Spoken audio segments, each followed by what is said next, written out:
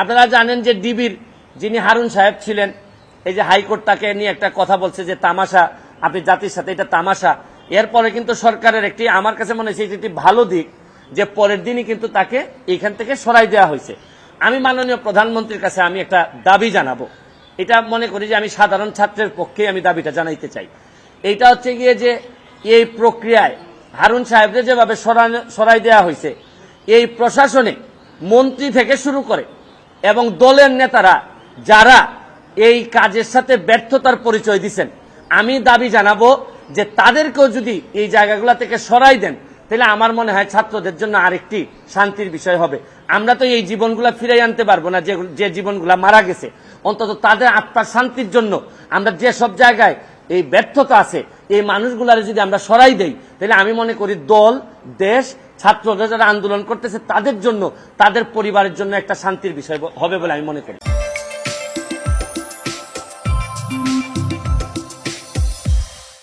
বল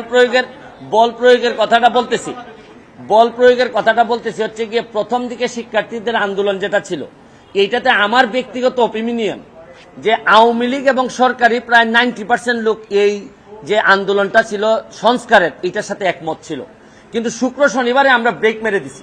আমরা যারা আওয়ামী লীগের বা বঙ্গবন্ধুর আদর্শরে ধারণ করি বা মুক্তিযুদ্ধের চেতনা, আমরা ব্রেক মারছি হচ্ছে গিয়ে শুক্রবারে।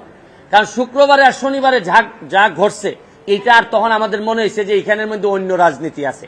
এখন আপনারা যেটা বলতেছেন যে এক্সেসিভ ফোর্স, এরা একটা অহিংস আন্দোলন করতেছে, এখনো একটা ভয় রয়ে গেছে যে এদেরকে ব্যবহার করে আবার কোনো এইরকম যদি আন্দোলন বা এইরকম জ্বালাও পোড়াও যদি শুরু হয়।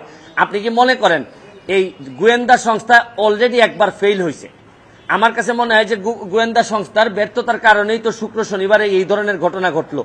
এতগুলা মানুষ জামাত শিবির বা এই ধরনের লোকজন এসে এখানে অ্যাটাক করলো, গোয়েন্দা সংস্থার লোকজন জানে না, এটা তো তাদের একটা ব্যর্থতা। এখানে তো হাত দিতে হবে যে কেন আপনারা জানলেন না, এটার দায়িত্ব তো সরকারের।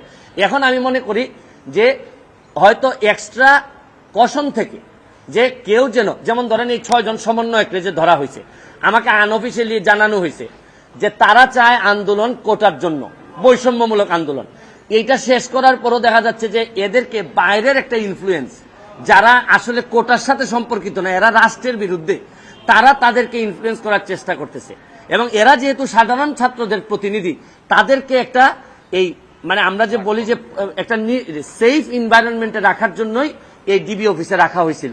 এরা এদের যুক্তি দেখাচ্ছে, এটা আপনারা বিশ্বাস করতেও পারেন, নাও করতে পারেন, এই জন্য তো আজকে ছেড়ে দেওয়া হয়েছে।